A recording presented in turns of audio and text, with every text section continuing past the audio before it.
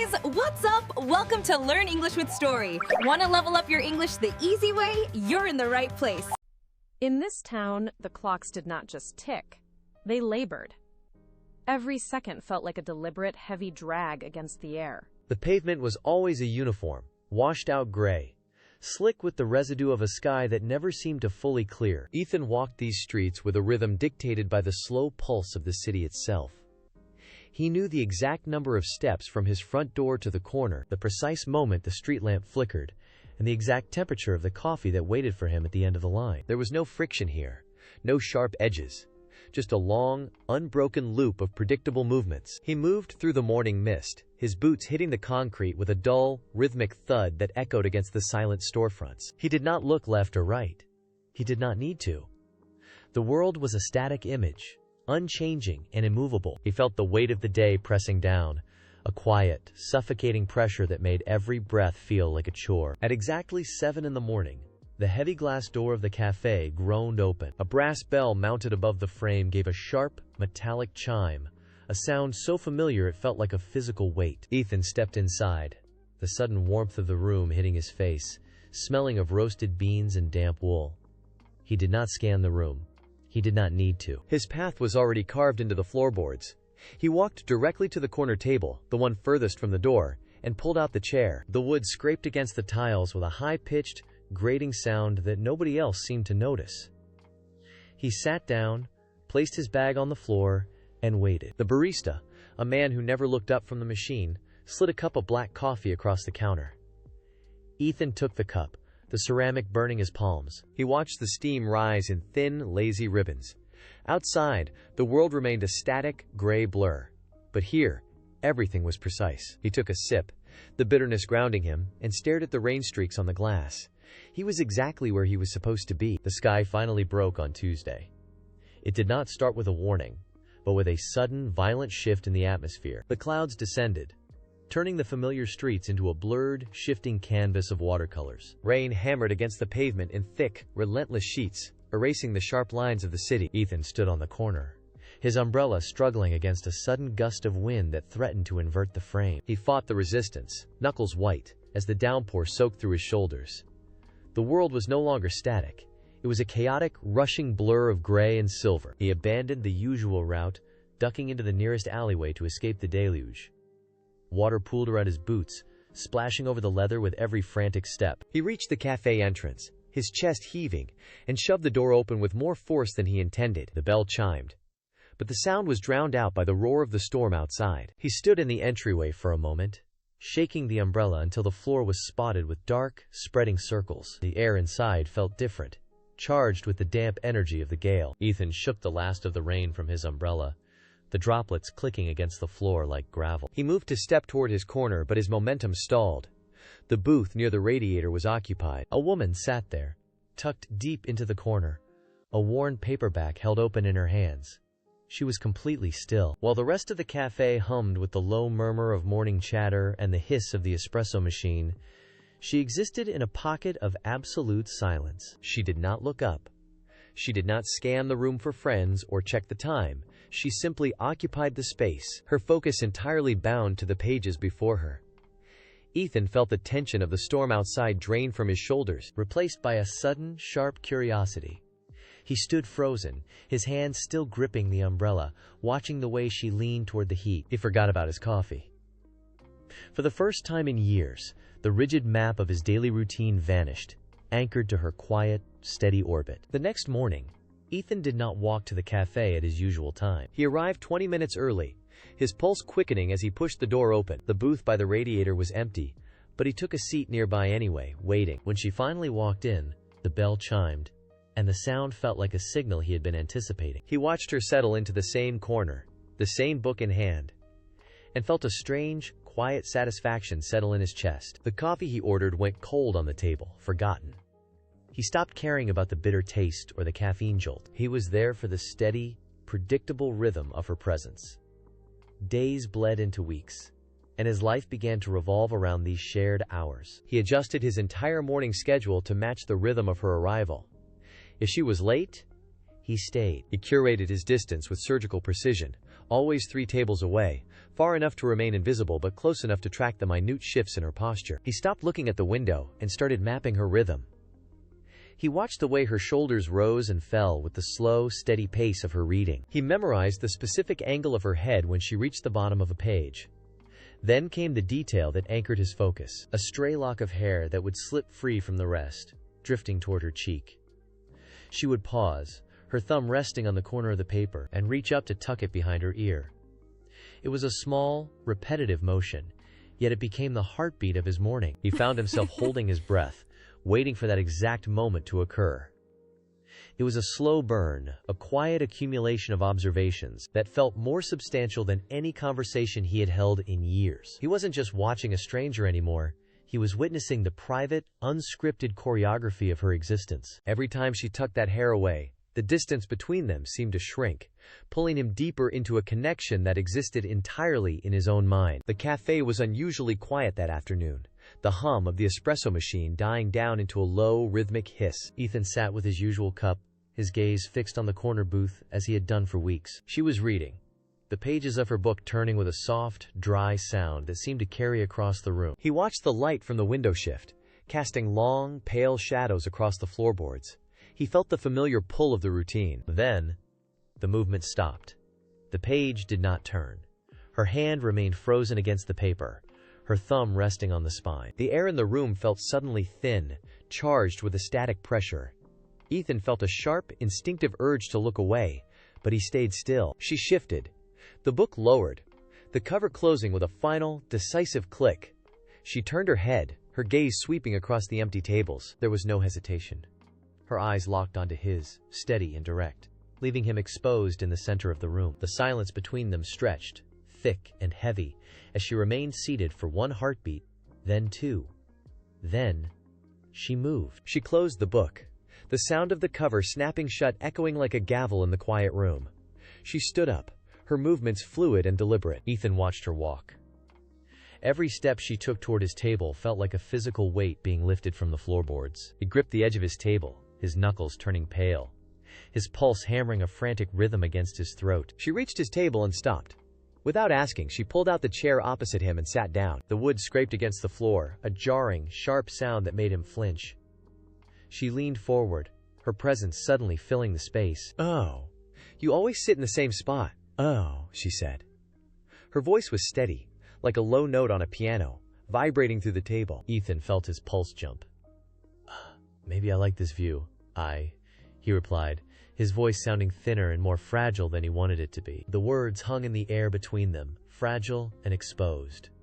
Ethan watched her, his breath caught in his chest, waiting for a reaction that might shatter the fragile bridge he had just built.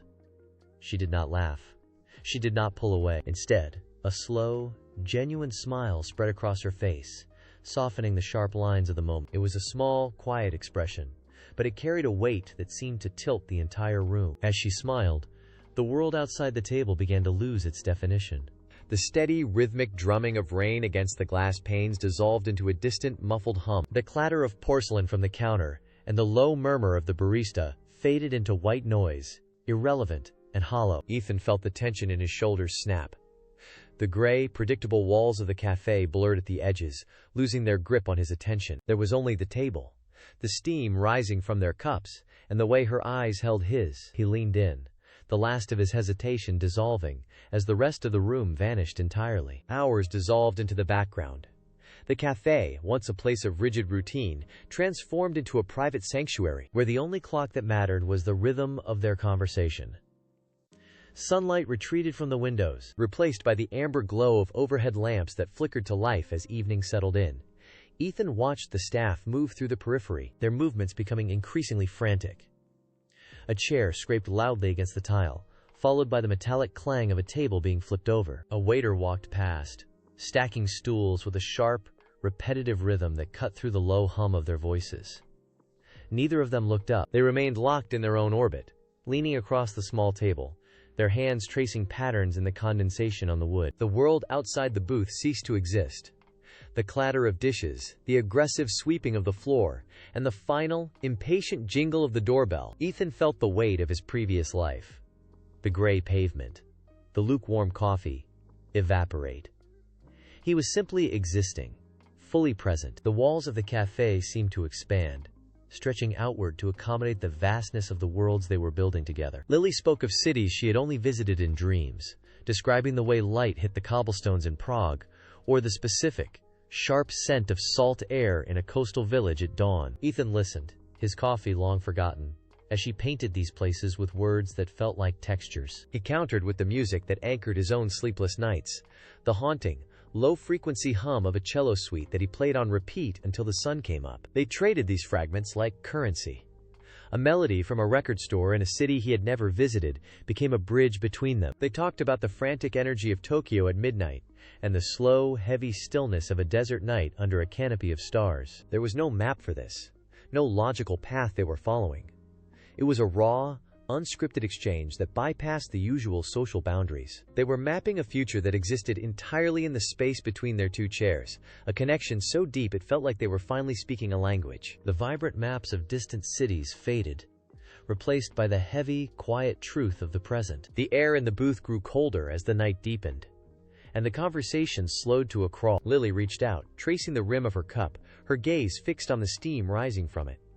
She spoke first, her voice dropping to a low, jagged whisper. She talked about the bridges she had burned out of fear, the people she had walked away from without a word, and the hollow space that followed every departure. Ethan listened, his hands locked together on the table, feeling the weight of her words settle in the space between them. When she finished, the silence was thick, pressing against his chest.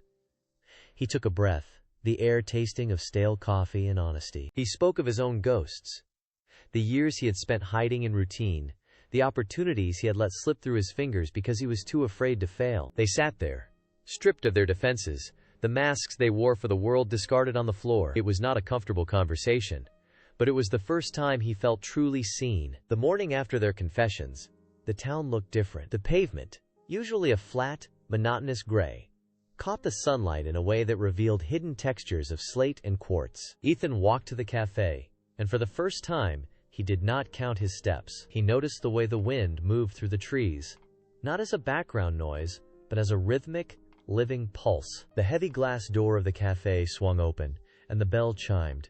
But the sound didn't signal the start of another loop. It signaled an arrival. He sat at his table, watching the rain streak the window, but the water no longer blurred the world into a watercolor haze. It sharpened the edges of everything outside. He realized he was no longer waiting for the clock to tick forward. He was not waiting for the day to end, or for the week to pass, or for some vague future to finally arrive. He was here. The air in his lungs felt deeper, cleaner. The coffee in his cup was just coffee, but the warmth of it against his palms felt like a grounding force. He looked at the empty chair across from him, then back at the street, and felt a quiet, steady hum of life beneath his skin. The waiting had stopped. He was finally in it, fully awake, and the world was vibrant enough to hold his attention. The cafe had become a sanctuary where time seemed to fold in on itself. Ethan watched Lily from across the small table, noting the precise way she held her pen, the rhythmic tapping of her foot against the floor, and the soft, focused line of her brow. He no longer felt the need to fill the silence with chatter or nervous energy. The simple act of existing in the same space was enough. He took a sip of his coffee, the warmth spreading through him, and looked out at the street. The rain continued to fall, but it no longer felt like a barrier or a blur. It was merely the backdrop to the quiet stability he had found. Lily looked up, her gaze meeting his, and she offered a small, knowing smile that didn't require an explanation. In that brief exchange, the rest of the room, the clinking of spoons, the murmur of other patrons, faded into a distant static. He rested his hands on the table, feeling the solid wood beneath his palms, and realized he had finally found his center. Wednesday morning arrived with the same gray light filtering through the cafe windows. Ethan pushed open the heavy glass door, the bell chiming its familiar, predictable note. He walked to their usual booth, his pace steady, his mind already anticipating the quiet rhythm of their morning. He reached the table and pulled out his chair, but the movement felt incomplete. He looked across the small, square surface. The seat was empty. A single napkin lay folded on the wood, untouched. He stood there for a moment, his hand still resting on the back of the chair, waiting for the familiar sound of her footsteps or the soft rustle of her book. The cafe was busy, the low hum of conversation filling the space, but the air near the radiator felt stagnant. He scanned the room, his eyes moving from the counter to the door, then back to the empty booth. There was no coat draped over the chair, no worn paperback waiting on the table. The silence of the empty seat hit him with a sudden, sharp clarity. He sat down, his movements stiff, and looked at the empty space where she should have been. The routine had been broken, and the stillness of the room suddenly felt heavy. Ethan kept his eyes fixed on the entrance. Every time the bell chimed, his head snapped toward the door, his muscles tensing in anticipation. He checked his watch, the second hand sweeping across the dial with agonizing slowness. 5 minutes passed. Then 10. He signaled the waiter for a second cup of coffee, his fingers drumming a frantic, uneven rhythm against the tabletop. The steam rose in thin, curling wisps, but he didn't drink. He just watched the liquid darken as it cooled. He checked his watch again. 20 minutes since the last glance. The cafe noise, the clatter of porcelain, seemed to amplify. He ordered a third coffee, his voice sounding raspy and thin. When the cup arrived, his hand reached for the handle, but his grip was unsteady. He watched the coffee ripple in the cup, a tiny, vibrating tremor running through his thumb and forefinger. He set the cup down, the ceramic clinking sharply. He wiped his palms on his legs. The clock on the wall ticked. He was holding onto the edge of a precipice, watching the minutes dissolve. Thursday arrived with the same relentless gray drizzle against the glass. Ethan was back before the lights were fully dimmed, his eyes locked onto the entrance. He watched the doors swing open and shut, a rhythmic pulse of cold air hitting his face. Each time, he braced himself, a sharp intake of breath held in his chest, only to let it out in a slow, ragged exhale when it wasn't her. The hours stretched into a distorted, watercolor smear. Faces blurred as they passed. Voices became a low, meaningless drone, and the world outside the cafe window lost its definition. He didn't order coffee. He didn't check the time. He simply stared at the door until his vision strained and the edges of the frame began to waver. Then, the realization settled in, not as a thought, but as a sudden, crushing weight in his gut. It hit him like a physical blow, a sharp contraction of his lungs that left him gasping for air. The booth across from him was not just empty. It was finished. He gripped the edge of the table until his knuckles turned white, the reality of the absence finally taking hold, cold and absolute. Friday morning brought no relief, only a heavy, dull pressure centered deep in his chest. It was a physical weight, like a stone lodged behind his ribs, making every breath feel shallow and labored. Ethan walked into the cafe, his movements stiff and mechanical. The bell chimed, but the sound felt hollow. He took his usual seat, but the chair across from him seemed to pull at his attention, a void that demanded to be filled. He tried to focus on the rain, but the streaks on the glass were just gray lines now, devoid of beauty. When the waiter approached, Ethan opened his mouth to order, but the words caught in his throat. The smell of roasted beans now felt thick and cloying. He sat in the silence, fading into a muted static. He realized then that the space was no longer a sanctuary, but a cage of his own making. He sat motionless, his gaze fixed on the empty grain of the wooden table. The cafe hummed with the indifferent chatter of strangers, a sound that felt miles away. Then, the silence was pierced by a sharp, metallic buzz. It vibrated against the hard surface. Ethan stared at the device. It lay there, a small, black rectangle pulsing with light, demanding his attention. Finally, his hand moved, fingers trembling as he tapped the glass. The notification appeared, brief and cold. I had to leave. I didn't have a choice. He read the words once, then again. The message sat there, a digital anchor dragging his last shred of hope into the dark. He didn't look up. He let his hand drop to his side, the phone still glowing, a ghost of a conversation that would never continue. Ethan kept his eyes locked on the screen, searching for a secondary line, a hidden signature, or a location tag. There was nothing. The message stood alone, a stark, unadorned statement that offered no path forward. He tapped the sender icon, but the profile was blank, a digital void where a person should have been. He scrolled up, hoping to find a previous exchange, a stray word, or a timestamp that might explain the sudden departure. The history was empty, as if the entire connection had been wiped clean from the server. He felt the weight of the silence. The phone felt heavy in his palm, an object that had once been a lifeline but now served only as a tombstone. He tried to type a reply, his thumbs hovering over the glass, but the cursor blinked back at him. A rhythmic, mocking pulse. He realized then that she had not just left the cafe. She had erased herself from his reach entirely, leaving him anchored to a ghost. Ethan did not move. He stayed in the chair, his back stiff against the wood, watching the rain lash against the glass pane. The water traced jagged, erratic paths down the surface, blurring the world outside into a smear of gray and slate. He reached for his cup, his fingers wrapping around the ceramic. It was still warm, but the steam had long since vanished. He took a slow, deliberate sip, expecting the familiar comfort of the roast. Instead, the liquid hit his tongue like ash. It was bitter, scorched, and entirely devoid of the warmth he had come to associate with this place. He set the cup down with a sharp click. The cafe, once a sanctuary of rhythm and soft light, now felt like an alien landscape. The smell of damp pavement drifted in, every detail that had once defined their shared orbit. The radiator hiss, the specific angle of the chair, now felt like a mockery. He remained there for hours, anchored to the table, while the world outside continued to dissolve into the downpour. The next morning, Ethan returned. He arrived at 7, just as the bell chimed, and slid into the corner booth. He kept his gaze fixed on the door, cataloging every person who stepped out of the rain. When the clock ticked past 8, he did not leave. He stayed through the morning rush, watching the door until the lunch crowd thinned. He tried variations on his routine. He came at noon. He came at dusk. Every time the door creaked open, his pulse spiked. He would lean forward, his breath hitching, only to watch a stranger shake off an umbrella. The booth across from him remained a vacuum. He started leaving his bag on the chair opposite him, a silent placeholder. He watched the rain streak the same glass, counting the drops, waiting for a miracle that refused to manifest. The cafe staff simply placed a black coffee on the table and walked away. The chair stayed empty, until the hope began to fray at the edges. The frantic need to scan the door finally broke. Ethan sat in the corner booth, but for the first time, he did not look at the entrance. He watched the dust motes dancing in a shaft of afternoon light near the radiator. The sharp, jagged anger began to lose its edge. He stopped checking his watch.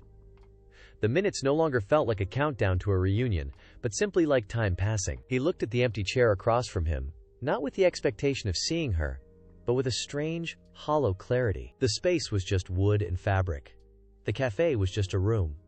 He realized the silence was not an enemy, but a mirror. He took a final breath, the air tasting of nothing in particular, and felt the tension in his shoulders drop. The obsession simply dissolved. He stood up, his movements slow and deliberate. He did not look back at the booth. He pushed open the heavy glass door. He stepped out into the street and let the cool air hit his face. The cycle had finally stopped. Ethan walked the streets without a destination. The city felt different under his feet, less like a gray loop and more like an open page. He stopped by a park bench, watching a man sketch in a notebook, the charcoal leaving dark, permanent lines on the white paper. He thought of the weeks in the cafe, the way he had tried to hold on to Lily as if she were a chapter he could keep rereading. He realized then that he had been looking at it all wrong. People are not always meant to be chapters that stay until the end of the book. Some are the ink itself. They are the substance that flows into the story, changing the shape of the sentences and the direction of the plot, even if they disappear before the final page. Lily had not been a character he could keep. She had been the ink that stained his life with color. She had rewritten the way he saw the pavement, the rain, and the quiet spaces between the hours. He touched the rough brick of a building as he passed, feeling the texture, finally present in the moment. The story was still moving, the narrative was still unfolding, and for the first time, he did not need to know how it ended. The city no longer felt like a gray, repetitive loop.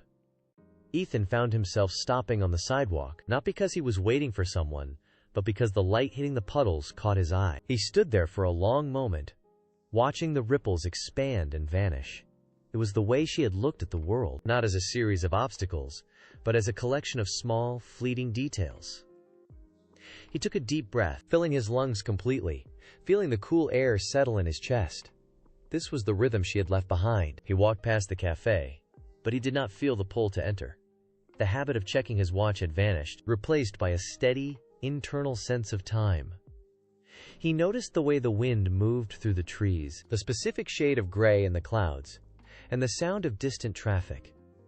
He was finally breathing for himself. Ethan remembered the weeks he spent staring at the door, his hands balled into fists until his knuckles turned white. He had treated love like a physical object he could trap, something to be guarded against the inevitable tide of change. He stood on the bridge now, looking down at the water moving steadily toward the harbor. He flexed his fingers, watching the tension drain away.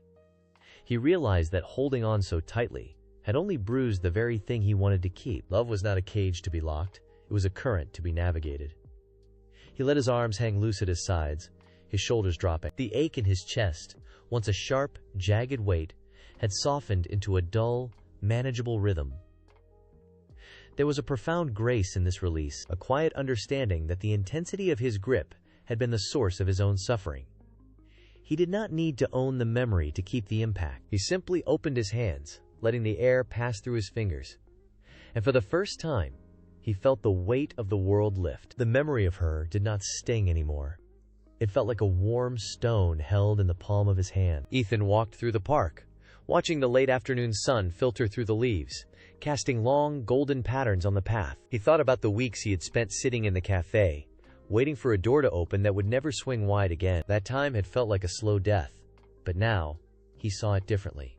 He was grateful. He was grateful for the way she had looked at him across that small table, for the sound of her voice, and for the way she had pulled him out of his own gray, static life. She had been a spark in a room that had forgotten how to burn.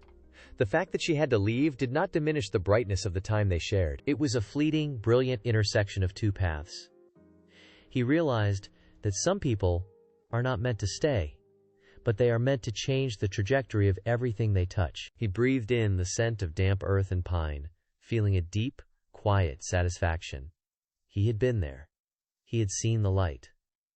And that was enough. Ethan pushed the heavy glass door open. The bell chimed, that same predictable note, but it sounded different now. It was just a sound, not a signal. He walked to the corner table and sat down. The wood felt cool under his fingertips. He looked at the chair opposite him.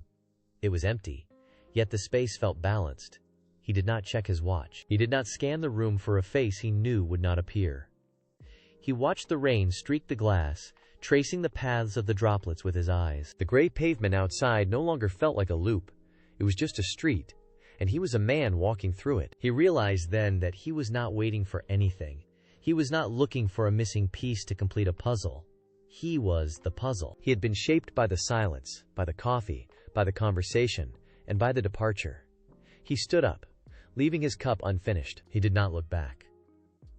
As he stepped out into the street, the rain felt clean against his skin. He took a long, steady breath. He was whole. He was present. He was finally ready for whatever came next.